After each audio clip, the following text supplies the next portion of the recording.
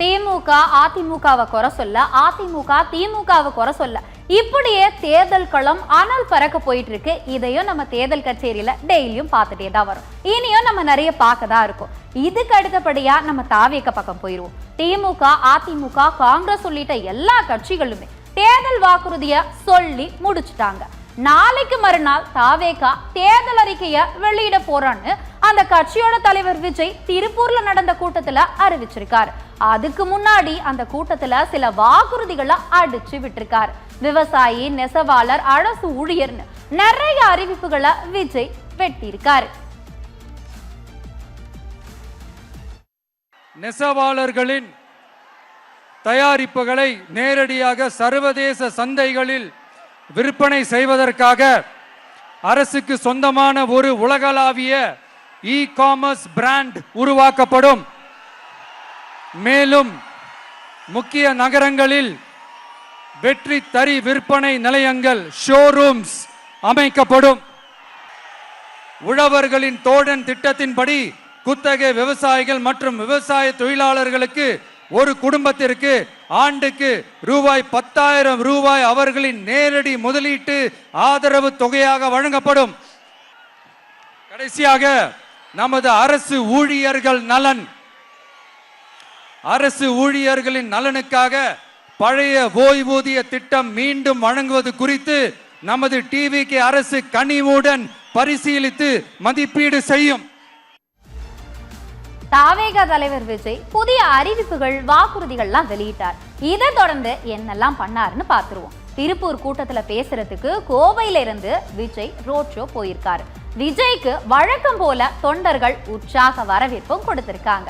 விஜய் பார்க்கறதுக்கு வெயில்ல காத்திருந்த ரசிகர்கள் அடுத்தடுத்து மயங்கி விழுந்ததுனால ஒரே பரபரப்பாயிடுச்சு.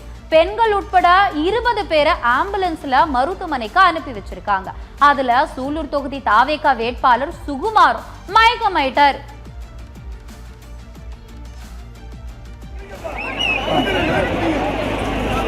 நான் தயவு செய்து கேப் விட்டு நில்லுங்கண்ணா. அண்ணா மெடிக்கல் டைம் இன்னொன்று வாங்க, ஆம்புலன்ஸ் இன்னொன்று வாங்க. அண்ணா கீழே ஒயர் இருக்கு, பார்த்து வாங்க. ஒயர் இருக்கு, பார்த்து. கீழே ஒயர் இருக்கு, கம்பி இருக்கு, பாத்துமா. கம்பி இருக்கு, பாத்து. இவ்வளவு நாள் மக்கள் தான் விஜய் பார்க்க காத்திருந்து மயக்கமானாங்கன்னு கேள்விப்பட்டோம். இப்போ வேட்பாளரே மயக்கமடைஞ்சதா சொல்றாங்க. அடுத்ததா சீமான் பக்கம் வருவோம். அரசியல் கட்சி தலைவர்கள் எல்லாம் இலவச வாக்குறுதிகளை அள்ளி வீசிக்கிட்டு இருக்காங்க. சீமான் பிரச்சாரத்துல இலவசத்துக்கு எதிராக போட்டு தாக்குறாரு. நான் ஆட்சிக்கு வந்தா எப்படியெல்லாம் இருக்கும்னு சீமான் அடுக்கி பேசியிருக்கார். எல்லாம் சரி, நடக்கணும்ல.